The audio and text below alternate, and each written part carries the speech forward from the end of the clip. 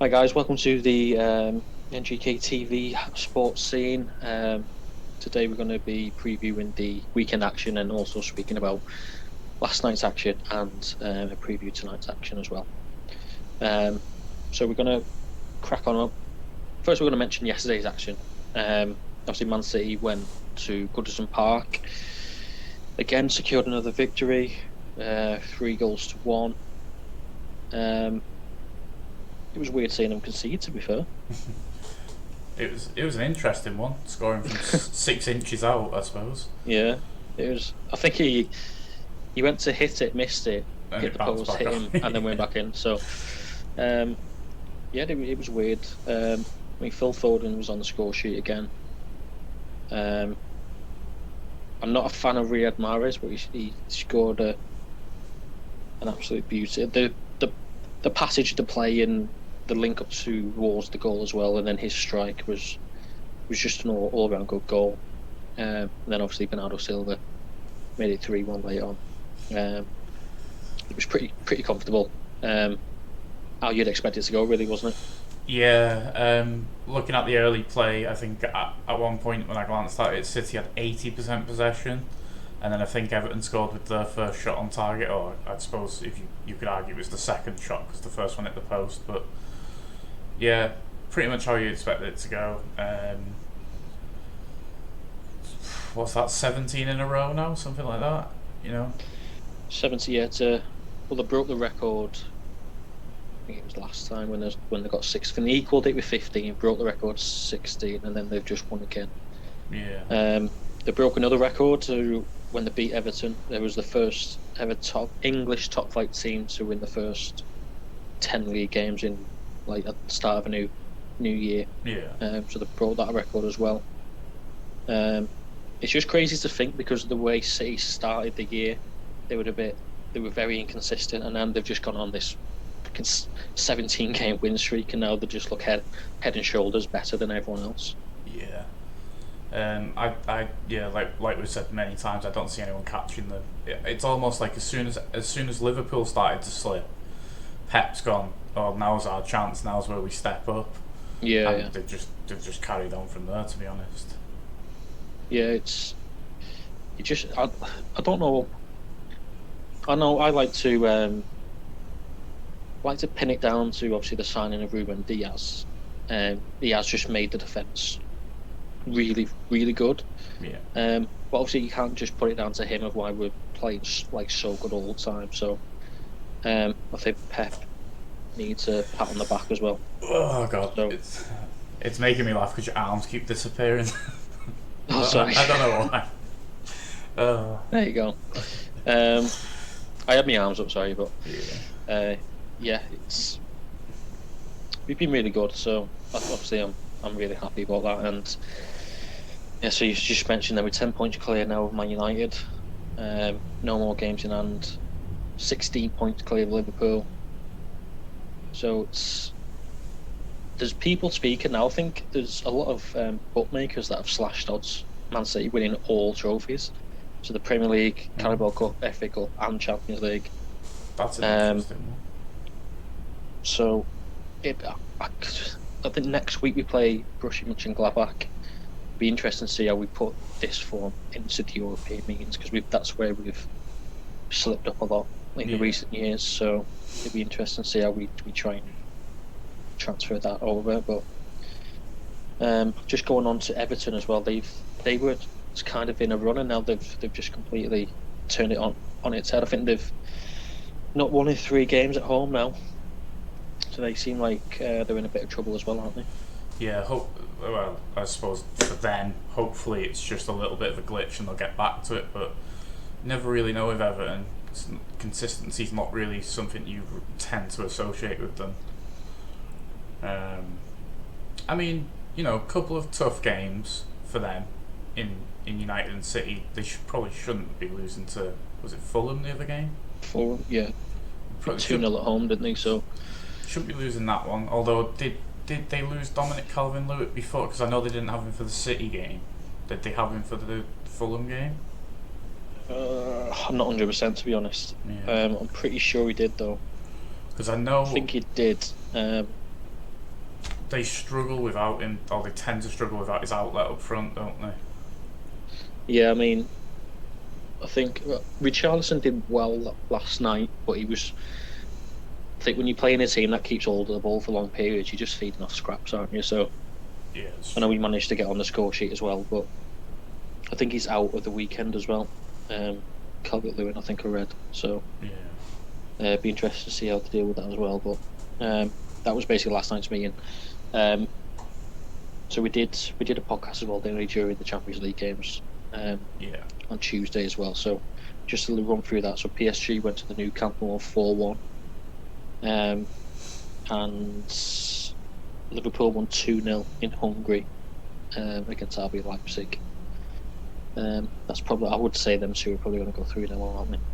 You'd like to expect so, yeah. The especially PSG, like, Barcelona had the moments, like, watching through the highlights. Barcelona did have a couple of chances. Griezmann probably could have scored two, but it's hard to believe that with them having them chances, it's not going to open them gaps up for the likes of Mbappe. So yeah, I can't see that one turning around, to be honest. Yeah, I think Mbappe just turned up, didn't he? He scored I think his first goal, he just had quick feet and he just went past everyone and slammed it in the roof of the net. And then, not sure if it's his third or second, where he bent it round the keeper. That was third. His second one was like yeah, the tap in that rolled back to him. Well, not tap in, yeah. but it was pretty basically an open goal. Yeah, his third one was beautiful. It was a good finish. I was talking about this the other day though. From where his positioning was, you would expect most strikers in the world to finish that. I would say. He did it well, but I would expect most strikers in the world to finish that. I think it can be more impressive because of the team that you're playing against. Yeah, almost, and obviously Ter Stegen's a top-notch keeper as well, isn't he? So so he stepped up when they needed him. Obviously they didn't have Neymar; he was injured.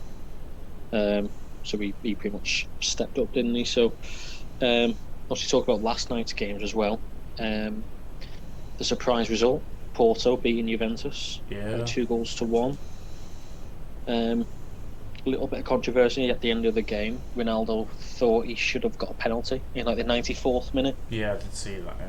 Yeah. I think the referee turned it down. I think VAR checked it, and they pretty much said he was already going down before the contact. Yeah. That's why they didn't. That's why they didn't overrule it. I'd probably agree with that as well, to be fair. Yeah. But yeah, I think Porto scored early in both halves. So so it was crucial that Juventus got that away goal as well near the end of the game. How do you see that one panning out in the second leg? Do you think Juve just get the job done? I think Juve will turn it round. Especially if Ronaldo's feeling aggrieved for that penalty, he's going to come out with fire. It tends to be how he deals with stuff like that. It's like just takes vengeance on everyone. So you don't really. I remember him. I think it was last season where Atletico Madrid beat Juventus 2-0 in Madrid, and Simeone was doing the suggestion to his private area. Yes. And in the second leg, I think Ronaldo scored an hat-trick or something and knocked them out. He did score a hat-trick. So I'd probably expect him to come out all guns blazing as well. Yeah. The other result was Borussia Dortmund went to Sevilla and won 3-2. Erling Haaland scored 2. He's absolutely on fire, isn't he? He's ridiculous. His goal conversion rate is somewhere around 50% as well. Shots to goals. That's ridiculous. Yeah. Every time I've watched him, if he's in 1-on-1 with the keeper, you just think goal, and he just slots it in. It just doesn't really seem to miss much. I've made it known numerous times. I would, if City need a striker, I want no one else but him. Yeah. I think he's the ideal replacement for Sergio Aguero. I mean, who wouldn't love to have him at the moment? To be honest, he's just. I thought he was really good at Red Bull Salzburg. Yeah. They even went to Anfield and he scored at Anfield as well, and he just looked top notch. He was scoring in every Champions League game as well for them, and the nowhere near as good as like obviously Dortmund. So, and now he's just banging him in for Dortmund. So you could just imagine when he goes to like an elite team. I just feel he's gonna have a field day. It'd be a scary prospect to have him up front and the likes of KDB and Bernardo Silva supplying him. I think he'd get an absolute shitload of goals, like ridiculous. I think I know he's got next summer. He's got release clause in his contract of about 60 million, which is an absolute steal. Yeah. But there's talk about clubs bidding for him this summer. Yeah. So his transfer, it's going to be over like 100 million, isn't it? It's gonna because he's absolutely clinical. Yeah. So they Dortmund won 3-2. Do you expect Dortmund to go through them? I mean, it's a tricky one with Dortmund because you look at them 1 week they're on fire and then the next week they're getting beat by like second bottom or something. So it's a tough one with Dortmund. Yeah. You'd think that they'd get the job done, wouldn't you? But yeah, but Sevilla not a terrible team, like so. No, they're not. They just seem to do a lot better in the Europa League for some reason. Yeah. Fuck knows.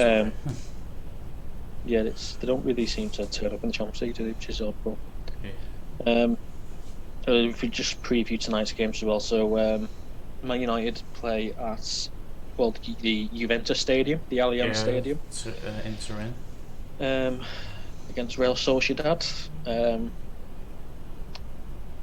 They've got one legend player from the Premier League, which is Mr. David Silva.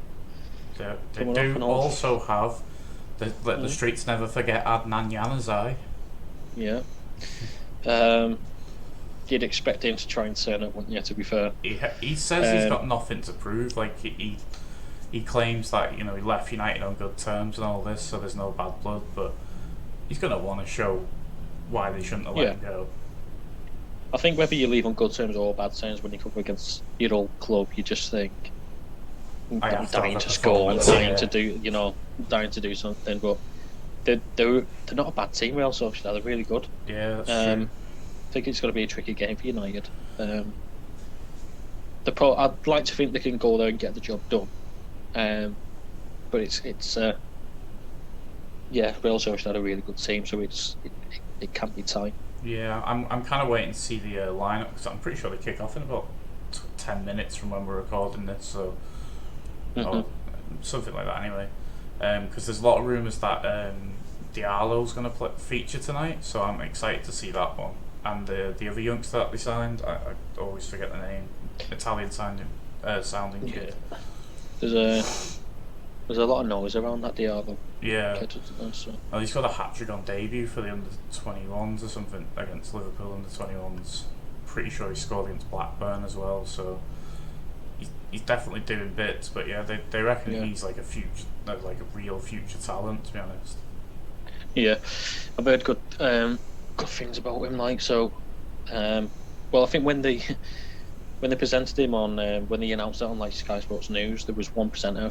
Forgot who it was. He was absolutely raving about him, saying he's going to be a future Ballon d'Or winner and stuff. So, it's definitely got a lot of noise about him. So it'll be interesting to see if he plays and see how well it does. Yeah, I'm interested to see how that game goes. Yeah, I mean, do you want to run through obviously the other English sides? Other English sides featuring tonight are Spurs, Leicester, and Arsenal. They are facing RZ Pellets WAC. Never heard of them. Slavia Prague and Benfica respectively. So, I expect all three to win, but Arsenal against Benfica, that could be an interesting game. Yeah, Arsenal seems to be hitting a little bit of form as well recently. So I know Aubameyang scored a hat-trick, didn't he, against Leeds? Yeah, Leeds 4-2. Yeah, so he had a little bit of time off, personal issue, and then he come back and scored a hat-trick. So maybe he's cleared his head of whatever was going on. Yeah, because they really need him and Lacazette and Pepe, to be honest, to all start firing. Right? I think so that's pretty much all the Europa League games. Yeah. So moving on to the weekend. Talking of Arsenal, Man City go to the Emirates. Yeah. How do you see that one going? I don't see any result other than City winning, to be honest. First versus 10th. City's still on this 17 unbeaten run. Yeah, I'd see another clinical City 3-0, I'm going to say. Yeah, I mean, just I didn't mention it when we were talking about the Everton game, but City didn't have Gundogan against Everton, but they did welcome back Kevin De Bruyne from injury, and Sergio Aguero's been on the bench for the last 2 games, although he hasn't come on. Yeah. So they've gone on a 17-game winning streak, and they've just welcomed back Kevin De Bruyne. Yeah, so it's a scary prospect in itself. Yeah. So yeah, I mean, part of me just thinks it's gonna obviously the winning run's gonna come to an end sometime. Yeah. Arsenal have hit a bit of form. You would still expect Man City to win, but I'll say it just depends on like the day, doesn't it? So I probably would go with a City win, probably 3-1. I would say. Okay. Aubameyang just go for Arsenal. I won't like to guess which players are scoring for City. They can just get goals all over the place, can't they? So I reckon City can get the job done, but as I say, I'm just thinking the run's got to come to an end soon. So I suppose, but that's like it's the gambler's fallacy, isn't it? Like, if you carry on thinking it has to end sometime, when realistically it doesn't have to end, it could go on. So yeah, I mean, I'll be like 17 games in football. It's long, isn't it? 17 games. So yeah. Plus, I don't know. I reckon. I say they've got Arsenal, West Ham, and then Man United. Obviously excluding the Champions League game, which is difficult as well. So I'm expecting them to not win all 4 of them games, if I'm honest. And there could be a draw or maybe a loss. I know United have got a very good record at the Etihad recently as well, haven't they? So yeah, you know, better than as I say, it just depends years. which. Yeah, I mean, it just depends which team like United turn up and that. So I think it'll come to an end within the next 4 games. Just don't know which one. I guess we'll see how it goes. So again, speaking of big games and derbies, Liverpool-Everton, 6th plays 7th, 3-point gap between the 2 teams, but Everton do have a game in hand, so a win there could really set Everton up to jump above Liverpool, to be honest. I mean, both of them are just badly out of form, aren't they? So yeah, it's hard to choose a winner. I know Everton have got a torrid record against Liverpool. Can't remember last time they beat them, to be fair. No. It's got I think you'd have back. to go. Yeah, I think have Liverpool lost three home games on the bounce, or they've dropped points in the last 3 home games. They dropped points, yeah. I know that obviously we beat them. They lost to Burnley, was it? I can't remember if the last 3 home games were City, Brighton, and Burnley. Yeah, they lost all 3. Could have been, so they could possibly have lost all 3 home games. So you'd expect them to just bounce back anyway. Everton always seems scared out the socks when they go to Anfield, don't they? So I think it's going to hinge massively on if Calvin Lewis is back for that game. Because I'm sure I heard the other day that he won't be ready for the game. So yeah. I think you'd have to lean towards Liverpool, I think. I'm going to go for a draw. I'm going to go 1-1. It's a show. I'm going to lean towards Liverpool and go for 2-1. 2-1 Liverpool. 2-1 Liverpool. Okay. I think they'll. 2-1. Yeah, I'll go for 2-1. Yeah. Alright, and then elsewhere, United 2nd playing Newcastle 17th. Newcastle currently 6 points clear of the relegation zone. United currently 10 points behind City and level on points with Leicester, who play 8th place Aston Villa on the weekend. It's another one of them games where you would expect United to win, but it seems to be if you're playing any of the bottom 4, United just don't show up and start losing points. So I'm a bit worried for this one. I'd be very surprised if United drop points. Like, the Newcastle are terrible. They're so bad. I think Callum Wilson's injured as well. He's their best player. Yeah. I can see a dominant United win. I want United to win dominantly, obviously, but I don't know. We need to stop giving teams a 1-0 head start for one. I don't know why the defence are just like, go on lads, I've one to start with. Yeah.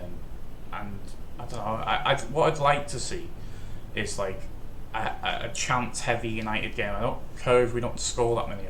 I want Rashford to start getting some shots on target and get some goals, because recently he just won't pull the trigger. He's like gun shy. It's ridiculous. Yeah, I've noticed that a lot as well. But, obviously, watching United, I just don't think, with Callum Wilson being injured for Newcastle, don't see them offering a threat going forward. I think they're just going to sit behind, sit with the two. I think they might play five at the back, 2 or 3 in front of the 5, and they'll just try and survive for however long they can. But the pace I can't worries see me. it. That's the only problem, because you've got, is it St Maxim and Almeria on there, both pretty quick, aren't they? Yeah, they are a lot better when St Maximin plays. Yeah, it's when he plays, I suppose.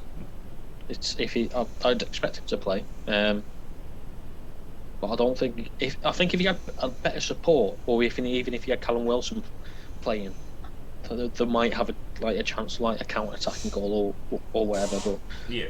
I can't see him doing much without Callum Wilson. I'm going to go 4-0 United. 4-0. 4-0, yeah. I'm going to go 2-0. I just don't have that much faith in us creating chances at the moment. I think sometimes we look like we just don't have a clue on how to break a team down. Yeah, it's difficult when you try and break down United in it, because it's like they could turn up and win like 6-0, or they could turn up and lose 2-1 or something. Yeah, it's just so there's no middle ground, is there, with United? They're either good or really bad. Yeah. I just think Newcastle are really crap. Sorry to say, but they're just awful. Yeah, no, they have been terrible this season. I'm looking. Did you say there's 6 points above relegation? 6 points clear of the relegation zone. Yeah. See, I'm surprised about that. It's been a rough season, but I think the teams in the bottom, like then bottom 3 teams, have really struggled. Like, I think Sheffield United are planted on the bottom and don't look like they're going anywhere anytime soon. No, I think Sheffield United and West Brom will definitely get relegated. Yeah. I called at the start of the season. I said West Brom will go down because they always do. They seem to get promoted and then they go straight back down all the time. They're a yo-yo team. So, sure. Yeah, so it's just about that 3rd relegation spot. I don't know who's going to get it, but I wouldn't be surprised if it was Newcastle, to be honest. Is it Fulham in there at the moment? I think Fulham are in there. They've the difference between Fulham and Newcastle is Fulham can turn up and turn teams like they did at Goodison, and they've got Lookman up front who's really good as well. I just think if Newcastle lose Callum Wilson for a long period, or if they lose St Maximum again, they're just knackered. Yeah, I agree. So I don't know. I reckon they might go down. I reckon they might get the third relegation spot. I think there's probably some Newcastle fans out there kind of hoping for that at the moment, just to get rid of Steve Bruce. I know there's a lot of fans that don't want Bruce there anymore. No, I think they've completely lost patience with him, haven't they? So I think they'd want Mike Ashley to go as well. Well, that's been a thing for a few years, hasn't it? So he just doesn't seem to want to let go, though, does he? No. Like, surely it can't be that hard to find a buyer. How long is his? I think he's put the club up for sale about 7 years ago. I mean, when they're performing like this, who would buy him? You'd wait and see if they get relegated down, get them at a cheaper price. True. I mean, that's why I know there was, at the start of the season, the Saudis were gonna, or they were trying to buy Newcastle, didn't they? They were going to be richer than Man City as well by a long way as well. That was rejected by the league, though, wasn't it? Yeah. They had to do the what's it called? The proof of that. fit and proper Yeah. test or something like that. Yeah. Apparently failed it. So some dodgy money somewhere. yeah, but apparently they were dodgy people, weren't they? So, I mean, just what are you thinking about the Leicester Villa game? That could be a really good game actually, especially the way that Villa tend to turn up. I could see that game being a draw, to be honest, as well. Yeah, I reckon. Is it at Villa Park? I'm not sure, you know. I think it's at Leicester. I think it's at the King Power, or whatever it's called. I think if it was at Villa, I'd lean towards Villa more. Yeah. I think. I'm 95% sure it's at Leicester. If it's at Leicester, I'd probably go for a draw as well. Yeah. I'm gonna go with a 2-2. Ooh. That's a good shot, that as well. I'm gonna have to agree with you though, in not making the predictions interesting, but I think I'm gonna have to agree. It is at. Oh, it is at Villa.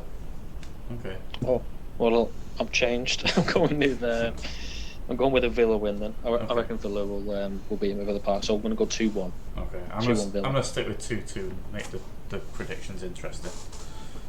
Cool. Okay. I think the last thing I wanted to touch up on was there's a lot of noise around it recently, is the racist abuse that footballers are getting on social media. Yeah. I know that today, this is the first high-profile one I've seen anyway.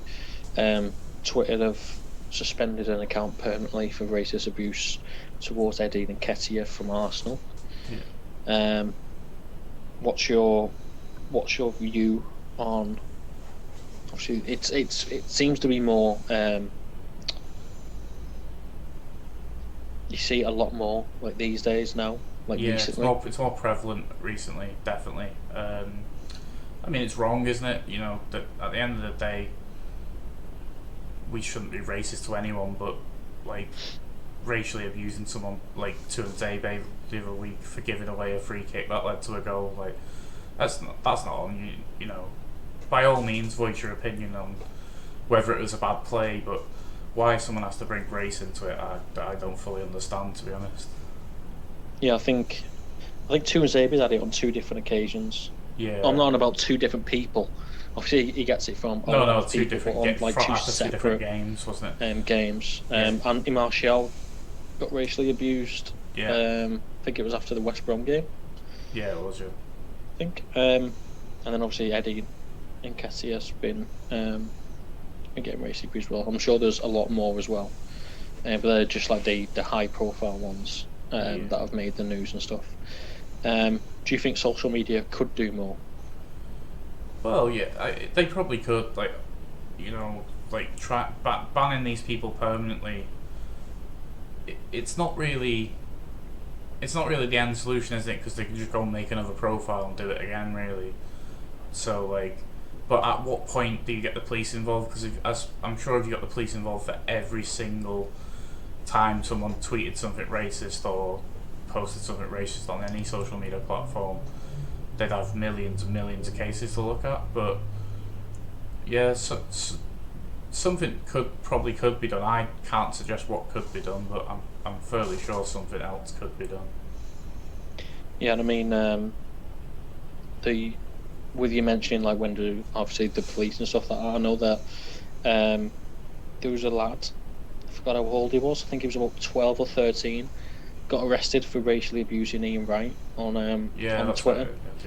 Right. I think he was about 12, 13, and may be wrong. He apparently just had a slap on the wrist. So Ian Wright wasn't. He was just saying what was the point, pretty much. Yeah, you might as well just let him do it. You might as well just not have done anything. You just wasted your time.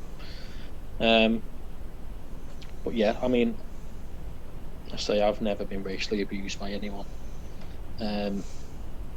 Especially so I don't know how would you react to it? I mean, let's say you're a footballer and then obviously after the game, you go on your phone, you make They usually do like say if you lose, it's bad results today. Heads up, we'll go again. Yeah.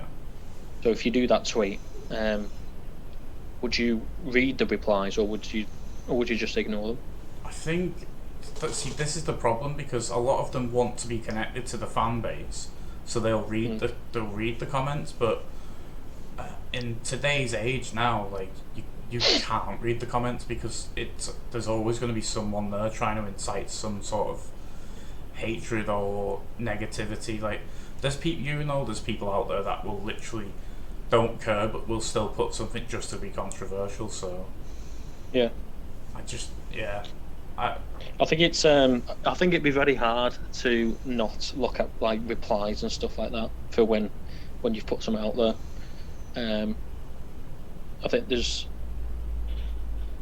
I think I've never been racially abused, so it's easy for us to say. Yeah, but I don't know what it's like to put something out there and then someone, reply with like certain emojis and stuff like that, or stuff. So I don't know what it's like, but I'd say it must be like they're just going out there to play football, aren't they? And then exactly, just trying to make a living and stuff like that, and they get that. But you notice when I see like screenshots of it that people have done, it's always from like it's not from like an actual account, with a picture of them and the real name. It's always like user 1374 with no picture or nothing like that, and then they hide behind this blanket of anonymity, don't they? Like that's what the internet gives us nowadays. You can say whatever you want without repercussions. Yeah, so I think maybe someone threw out the idea of maybe when you're signing up to Twitter or Facebook or something like that, you show like ID, proof of ID, I think to show your age and stuff like that. Instead of just being able, you just put like a blag email, can't you, and just exactly, just sign do up. So I think they could do more. But if you just look at, I reckon they'd have so many cases each day. Oh, definitely, yeah. So it's hard, isn't it? So let's say, I think that's everything now, isn't it? No, we're going to just quickly cover the UFC. Oh, the UFC, sorry, yeah. We're only going to cover the main event. So, UFC Fight Night: Blades versus Lewis. Curtis Blades taking on Derek Lewis. I believe Curtis Blades ranked number 3 in the heavyweight division, and Derek Lewis had 5 or 6, something like that. So we've got Curtis Blades 14-2 with 1 no contest. Well known for his wrestling ability. In his last fight against Alexander Volkov, he landed 14 takedowns in the fight, which is a heavyweight record. And currently, the Las Vegas betting odds has Blades at a -420 favourite, so they're leaning pretty heavily towards him. Derek Lewis 24-7, 1 no contest, 19 KOs on his record. But if we look back at his previous fights, didn't deal very well with the wrestling of DC. DC basically took him down and had his way with him. But is Curtis Blades the same type of wrestler as DC? I personally don't think so. I think he'll land the takedowns, but I think Derek Lewis, as Volkov did, will be able to just stand him up. And again, Lewis had a really good fight, a really good showing in his last fight against the veteran submission artist Alexei Oleinik, who's got 46 submission victories in his 74 professional fights, who also fights on the card as well tonight in his 75th fight of his professional career. But I believe Oleinik got him down in that fight, and then Derek Lewis just picked him back up and knocked him out, basically. So I personally, I'm going to go against the betting odds, and I'm going to say Derek Lewis gets him out there by stoppage. I'm going to go the other way. Ooh. Like you said, I think, I don't know, when I've seen the matchup, I just saw that's going to be a bad matchup for Lewis. Yeah. I think I literally just think he tries to, Blades will just try and wrestle him. And that's just the way I see it. I just think he's just going to try and take him down. If he gets back up, take him down. I don't think it'll just zap Lewis's energy, and unless he can do one of them, like he did against Volkov and just land one that punch. one punch. Yeah, which can happen because it's the heavyweights, isn't it? So yeah. But I don't know. I reckon Blades will just wrestle it. To be honest. I think it's definitely going to be an interesting fight. The one thing I do flash back to though is obviously Blade's last fight was against Volkov, and for the first 2 rounds he was able to land successfully, like quite often, but then later into the fight, Blades gassed pretty heavily, and Volkov was really easily stopping his takedowns at that point. Yeah. To the point where, like, in the last 2 rounds, if he could get him down, he'd just lay on him and keep him there. So I don't think there's a substantial gas tank on either of them. So we could see. I don't know. Like I say, I'm gonna go Derek Lewis knocks him out. He's got Blades has had a tendency of getting caught in some of his fights as well. I think Ngannou's knocked him out. A couple of others have probably knocked him out. So, there's potential there. I hope it's not just a 5-round lay and prey. I say it could go the same way. Like Ngannou, people say Ngannou's not got a ground game, so if you get him to the floor, so that's what you'd expect Blade to do in Ngannou. Yeah. Just what he does. Shovels. But I don't know whether Lewis would be able just to hit him and just knock him out in one punch. Yeah. Just have that one punch. But again, like I say, it's the heavyweight, so you never know. But I don't reckon it'll go decision. I'm going to go Blades via sub. Okay, that's fair enough. Round 2. Round 2. I'm going to go knockout round 2 for Lewis. And that is everything we've got to cover. Yeah, I mean, there's not. I know we usually cover the rugby. That's next weekend, isn't it? Yeah. Obviously, the cricket starts on Wednesday. Next Wednesday. So we'll probably recap that. So we look forward to that on next Monday. Thursday, I would say. We'll preview it on Monday and then we'll speak about it on Thursday. And I think that's everything really now, isn't it? Yes. I say we'll obviously come back on Monday, recap the weekend's action, and then look forward to stuff that's happening. We'll preview the games midweek as well on Monday. Some more Champions League games. So we'll post another video on Monday. So make sure you like and subscribe, turn on the notification, and then you'll be notified when the video goes live. All right. Thanks for watching, guys, and we'll see you next time.